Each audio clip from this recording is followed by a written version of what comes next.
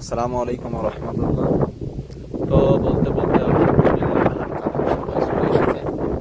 এই যে হচ্ছে অতিরিক্ত অনেক বাতাস, মাঠটা মাঠ অনেক বাতাস। এর আবহাওয়া সুন্দরভাবে শোনা যাবে কি? ওই দেখেন ধান কাটা হচ্ছে। সিঁড়ির মতো সুন্দর এক আঁটি কি বলা যায়, এক মুঠো রাখা হয়েছে এখনো। যদিও দেখতে এখন অনেক বেশি মনে হচ্ছে, কিন্তু এগুলো যখন শুকাবে, শুকানোর জন্য আর কি এমনভাবে রাখা হয়েছে। যখন শুকাবে তখন এটা আর অনেক ছোট হয়ে যাবে এবং মানে গিট বাড়তে সুবিধা হবে, কারণ ঝাড়া লাগবে তো পরবর্তীতে এই জায়গায় অনেক বেশি ঝাড়ি দেখা যাচ্ছে, কিন্তু যখন শুকাবে তখন অনেক কম হয়ে যাবে। সব মিলিয়ে হয়েছে আর এখনো বাকি আছে আর কি।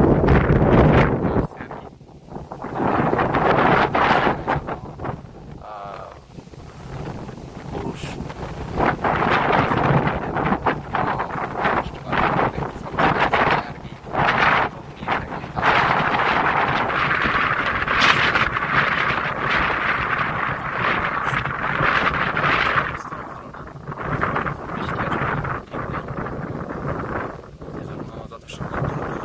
কাটার চেষ্টা করছি। এখন এগুলো অনেক, এখনো এতটা কাটতে বাকিও আছে। তো দেখা যাক আল্লাহ রহমতে কতদূর কাটতে পারি।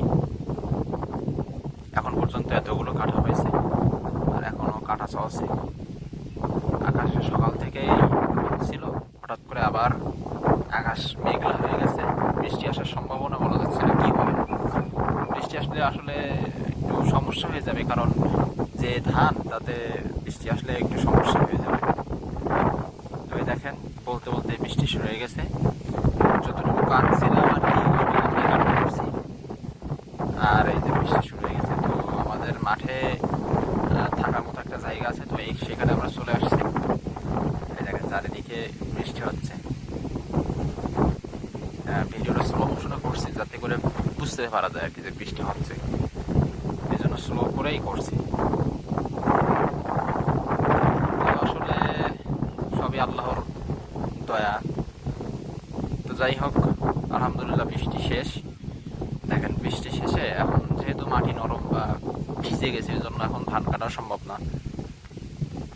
তো দেখা যাচ্ছে দেখেন বৃষ্টির পরে বকের সারি বক আসছে ধানের ভুঁইতে, ধানের খেতে পোকামাকড় এবং ধান খাওয়ার জন্য আর কি।